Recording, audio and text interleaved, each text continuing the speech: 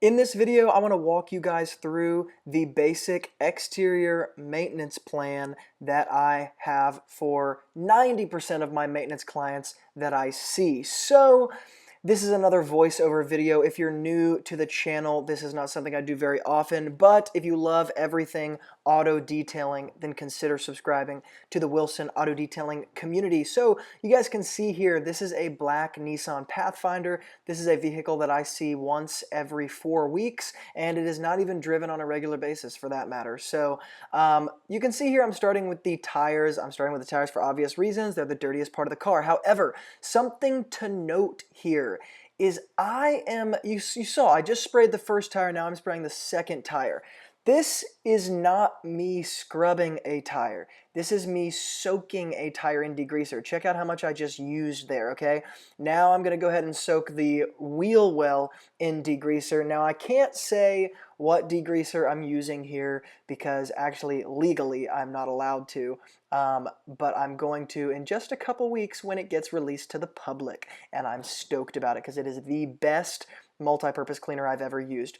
Now you guys see, I soaked both tire sidewalls in this degreaser. I'm letting that degreaser sit, and I'm scrubbing the wheel wells very, very lightly after I've applied the degreaser to the wheel wells as well, and now I'm rinsing it off. I'm also going to go ahead and rinse off the tire sidewall here when I get done rinsing the wheel well in like 3, 2, 1, 0. Okay, there we go. Now I'm rinsing the tire sidewall. So basically my point is, with a maintenance client, this is huge right here. I do not want to scrub the tires. I apply the same dressing, well, virtually the same tire dressing to to this tire sidewall once every 4 weeks. I actually see this car even more often than once a month. It's literally once every 4 weeks, like once every 28 days, okay? Because of that, and because of the way this car is maintained and kept, there is no point in me spraying and scrubbing. In fact, you can actually damage a sidewall if you're scrubbing it all the time.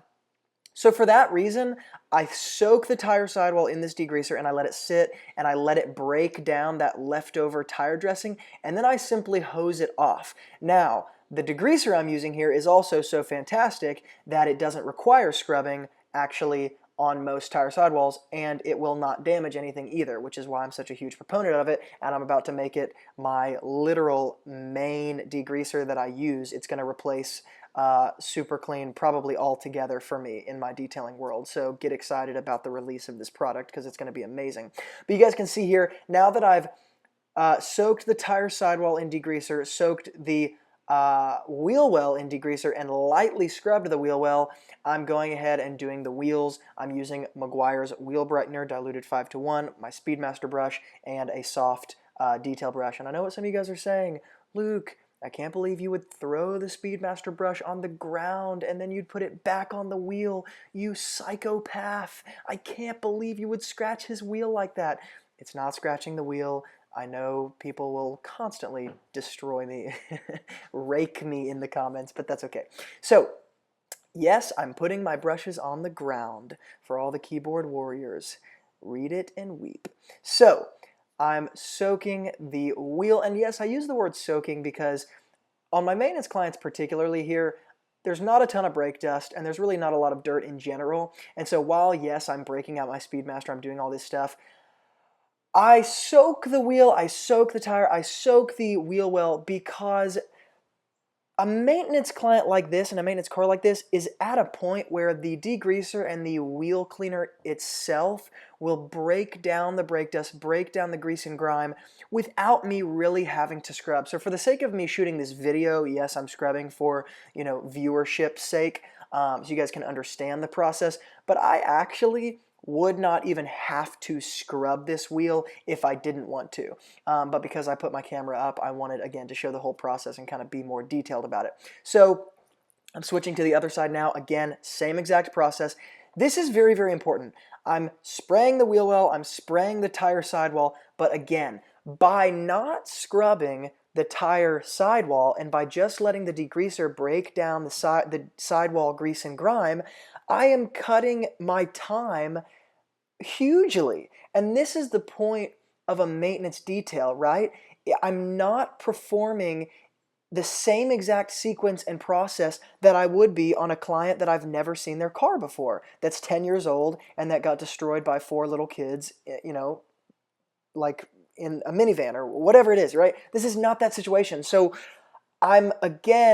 it's not cutting corners, it's being practical and actually being smart and letting common sense lead. And again, if I were scrubbing this tire once a month, I would actually damage the tire sidewall. I would do harm. I would do more harm than good. And so you guys see, I really load the tire sidewall up with degreaser and I let it sit, and then I scrub both wheel wells and then I rinse it. Okay, so that's what I'm doing right here. And the back wheel wells here are actually cloth. So you find this a lot on these cloth wheel wells. I'm pretty sure these manufacturers put cloth and fabric on the wheel wells because it kind of manages the sound a little bit better when rocks chip or hit up, or when rocks are kicked up by the wheel. It's not just hitting bare plastic or even metal for that matter. And so it kind of mutes the sound a little bit, but it becomes a pain in the butt to clean it. So people ask me all the time, how do you clean felted wheel wells? Honestly, I clean them the same exact way as I clean regular wheel wells. You guys see, like rinse, spray, scrub, rinse, repeat. And of course, it's a good thing to have a high pressured water or a pressure washer in this case, because a pressure washer makes it much easier to clean felted wheel wells. But again, because this wheel well is something that I clean every 4 weeks, it's very, very, very simple. So I do want you guys to note how quickly I'm doing this. Yes, I've sped this up a little bit slower than 2 times the speed. It's like 1.75 the speed of real life, but it's very, very fast. How much time do you spend scrubbing a tire sidewall? I mean, seriously, if you were to time yourself to scrub 4 tires, it takes a while. And then, of course, you have to fight your OCD about the tire grunge that's going to be left over, or the anti-ozonant that's going to be left over that you keep scrubbing away because it's not the black matte finish that you want. So again, this is one big area and the first big area of a maintenance client that I want to highlight. I do not scrub the tire sidewall 99% of the time. That instantly cuts my time, which is something I want to do when I'm, servicing a maintenance vehicle, especially one that I see once every 28 days. That's just, there's no point in scrubbing it. Now, yes, I am wearing my short shorts. I get a lot of comments about the short shorts. They are actually, because people ask, they are North Face, okay? And I get them from Binks. I don't know if people care about that, but I thought I'd answer it just because people ask all the time. And I wear short shorts because number 1, they're comfortable, and number 2, I like my kneecaps being free, man. I like to be able to bend around, and I know it sounds weird, but when you're detailing and you got to crouch down and get into all sorts of positions and cracks and crevices, I just would rather wear short shorts, okay? Stop giving me a hard time.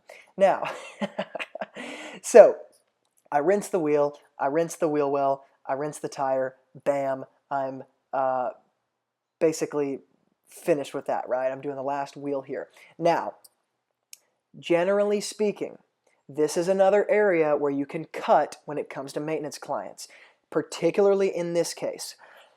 I am using the Speedmaster brush here. If I wanted to, I could simply spray the Meguiar's Wheel Brightener on the inner rim and on the face and hose it off. And while it's not going to get 100% of the entire inner barrel brake dust totally clean, number 1, my customer would never notice. Number 2, it would never end up corroding into the wheel because, again, I see it so often. And number 3, it would save me time so that the next time, let's say I want to pull out my speed brush every other time. So I pull out my Speedmaster brush every 2 times I see this vehicle, and I take care of the inner barrel more than just spraying the chemical on it itself. And so again, some people hear that and they say, oh, Luke, that's not detailing, you're cutting corners. That's so unfair to your client. No, no, no. That's practical. That's smart. That's doing yourself and your client a favor. And again, lowering your time spent, lowering your energy spent, and maximizing profitability. That's the goal here. So next, I'm actually moving to the matte This is not something that's traditionally something I always do with a maintenance client, but I was servicing the interior as well. I just broke it up into two different videos, and generally speaking, I pull the mats out and I clean them after I've finished the entire interior. So here I just sprayed the degreaser that I cannot yet reveal on, or I just poured it onto this mat, mixed it with a little bit of water, and I'm just scrubbing it very simply with my just like a brush I got from Walmart right now. Some of you guys are thinking, Luke, why would you scrub a mat that's on the ground? Come on, Luke, have the decency to put it on a flip-up table or something, you hack. Look, guys, this is a rubber mat. This is a rubber mat, okay? It can sit on a driveway and be scrubbed and literally be fine, and it's not going to get dirty. I'm going to hose off the back. Don't freak out on me, okay? But one thing you find, even particularly with maintenance clients, when you're dealing with mats, they will sometimes want you to pull out the mats, vacuum them, and clean them real fast. Honestly, that's just something you might have to deal with in the auto detailing world. That might be something you just have to throw into your maintenance plan. It takes 2 seconds. You guys saw this was very, very quick. And again, you see, I'm going to flip the mat over and I'm going to rinse every area of it. So again, there's no dirt that's going to be put back in the interior of the car. But again, this is just something that your client might want. As far as maintenance clients goes, generally you have to kind of customize it to your particular client and what they're looking for. So I don't have a one-size-fits-all package. Now, next step, I'm moving to washing the vehicle. No, I do not use a ladder because ladders, too often, people are not paying attention. They put them close to the car and they scratch the car. So I just stand on the tire. Now you guys see I'm using a wash mitt here. I'm using a green wash mitt.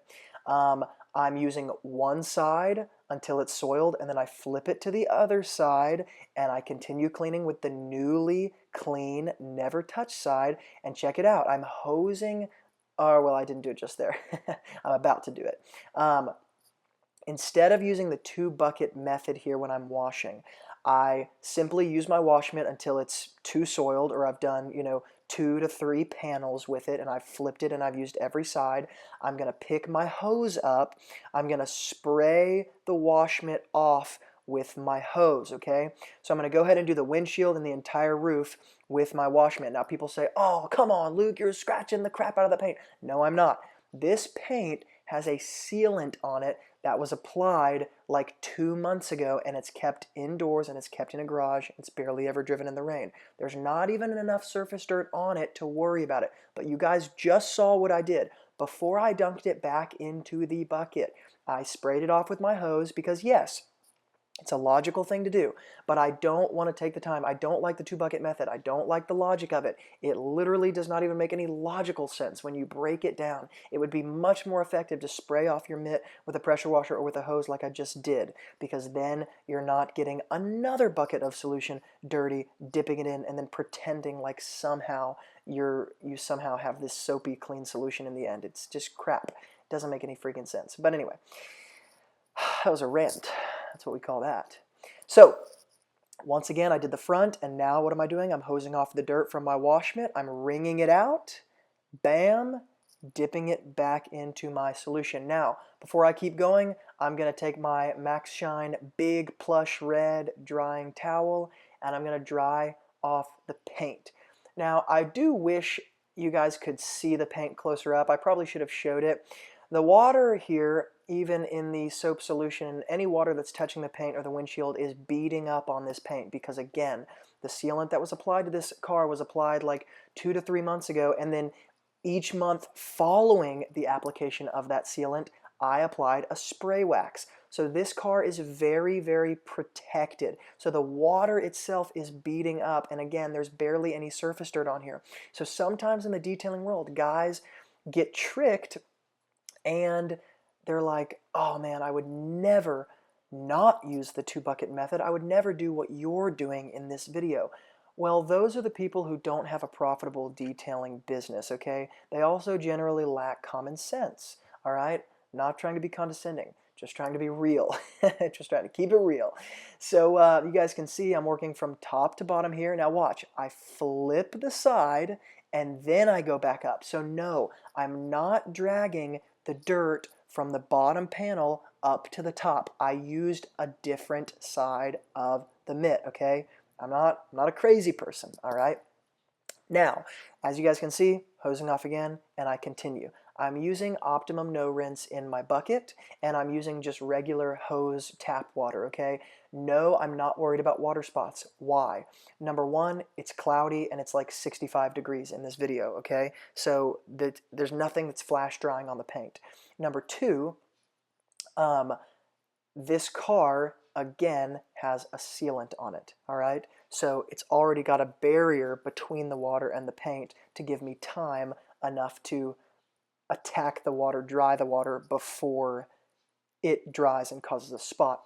And of course the sun is not out. Number three, I'm drying fairly quickly between each application to each panel, okay? So you see, basically between every 1 to 2, basically between every 2 to 3 panels, I am drying, okay? So it's just a non-issue, really. It's a non-issue. This is a really super soft, ultra plush drying towel. And here's the thing, guys. You can't argue with results. So while I know there's going to be tons of comments going, oh, that car is so scratched, you silly, silly kid.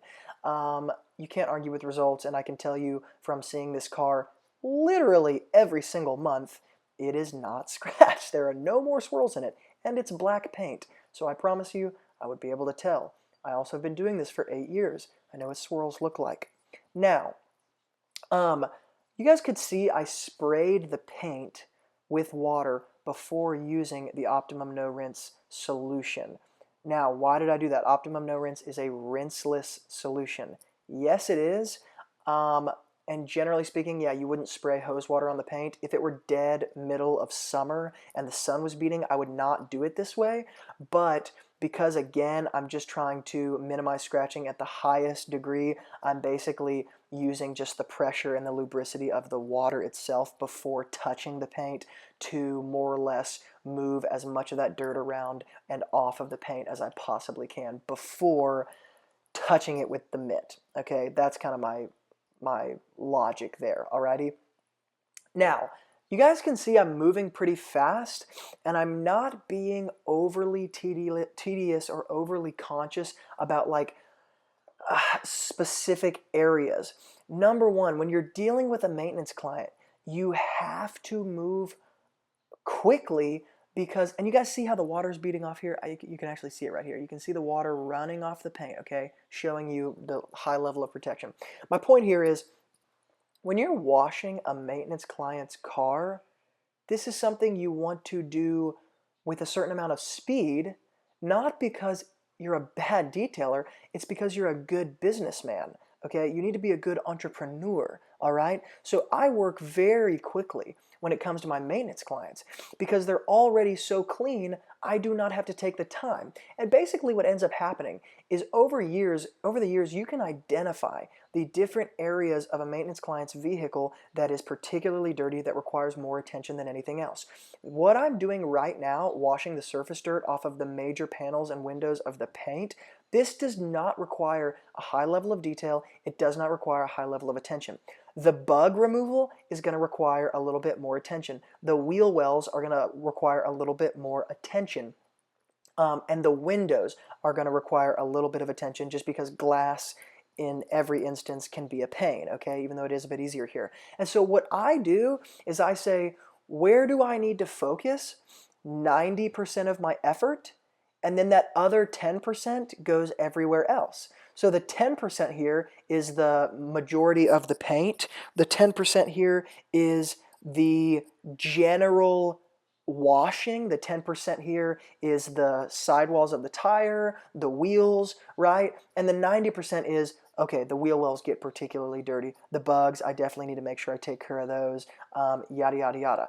Figuring out that line with your maintenance clients is everything. I mean, it's everything, right?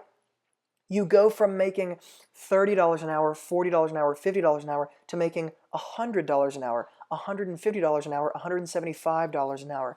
It's a very, very, very different game to play, okay? And part of this video really is me encouraging you to understand the power of maintenance clients and how to develop yourself even as an entrepreneur in the auto detailing space in order to make that money that you're looking for, okay? Now basically what I'm doing here is clay barring the windshield.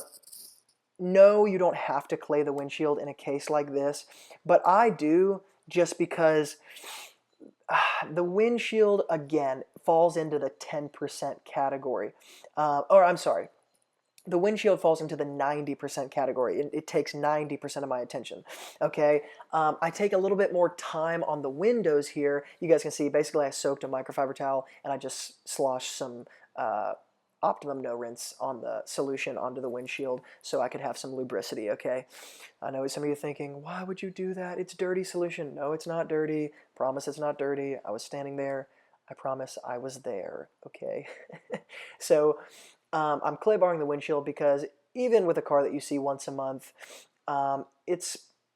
you still need to prep the glass, and that's what I'm doing here. I'm just soaking it a little bit in some solution and then taking a clay bar and very quickly claying it. Yeah, it doesn't take a lot of time to clay it, but in my experience, and some people would disagree with me, in my experience, I would just rather go ahead and clay the vehicle than not, because there is nothing worse than getting to the end, doing the windows, and not thinking that they needed to be prepped because you see it so often, and windows are just pesky, man. Glass is difficult, and you just gotta, I just don't play around with glass. Even with my maintenance clients, just clay it, just prepare it, and then go ahead and apply the wax to it. So that's what I did there. Now I am applying Stoner Tire Shine, More Shine Tire Shine by Stoner. It's an aerosol can dressing. Why am I applying it to the tire sidewall before I wax it or before I apply the protection? Because when you use an aerosol can dressing on a car, it is going to be blown by the wind at some degree and leave these little freckles around the vehicle.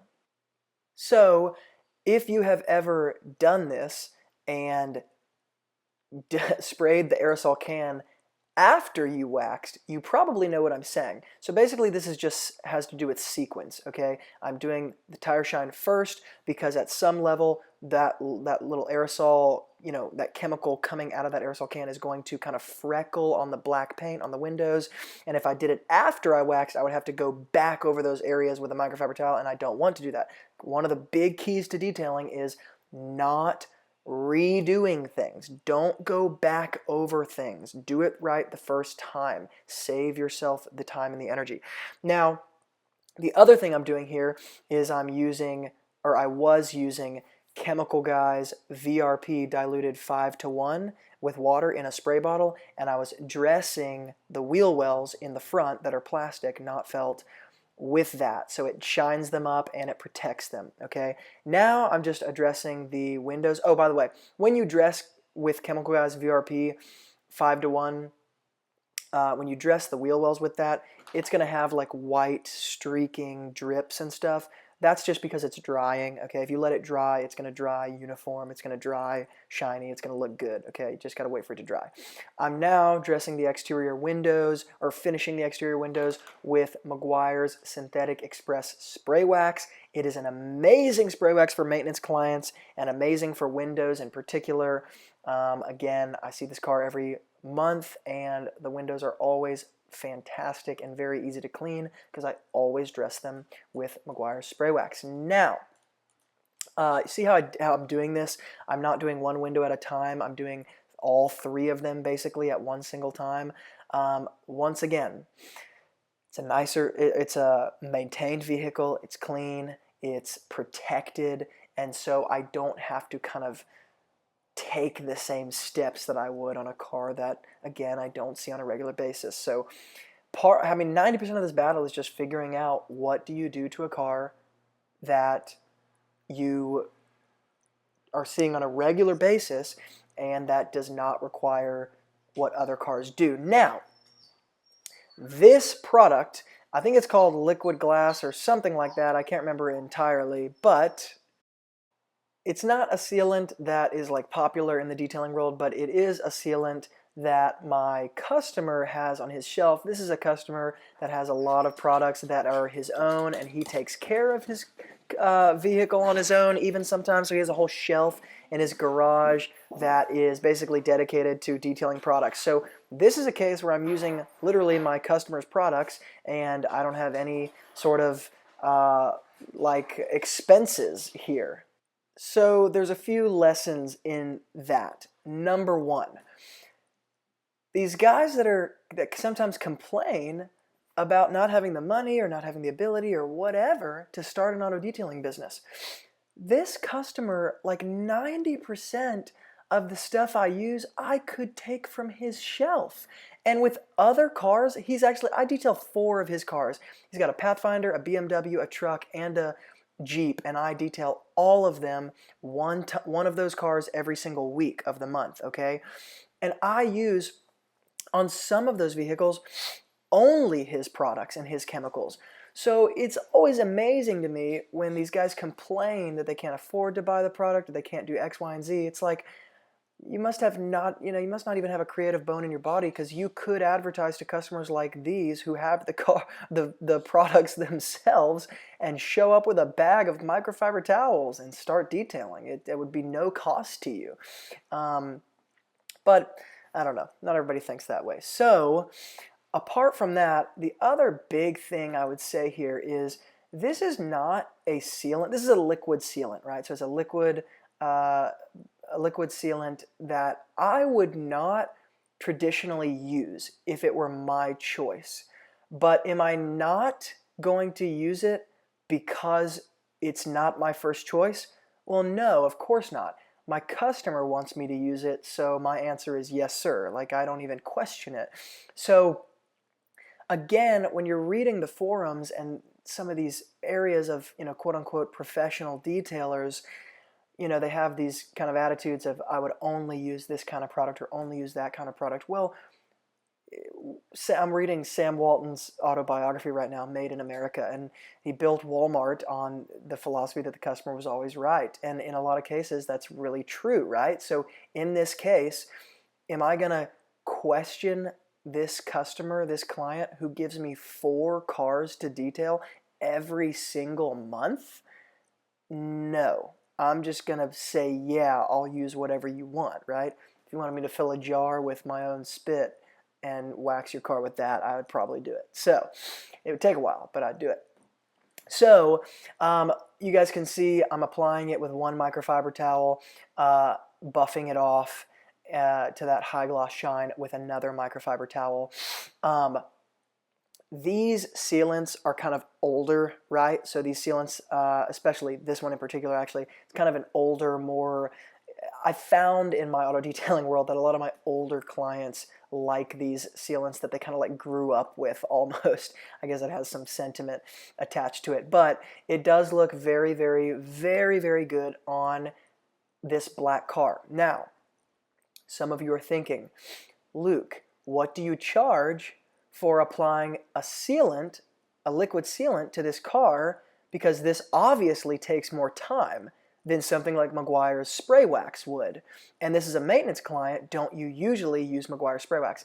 Yes, I usually use Meguiar's Synthetic Express spray wax. And I also usually use that product on this car. But in this particular instance, my customer asked me to use the sealant. Well, it actually benefits both of us, because the sealant is a longer lasting protection, which makes my job even easier for the months to come, and it's easy to top this sealant with Meguiar's spray wax next time around.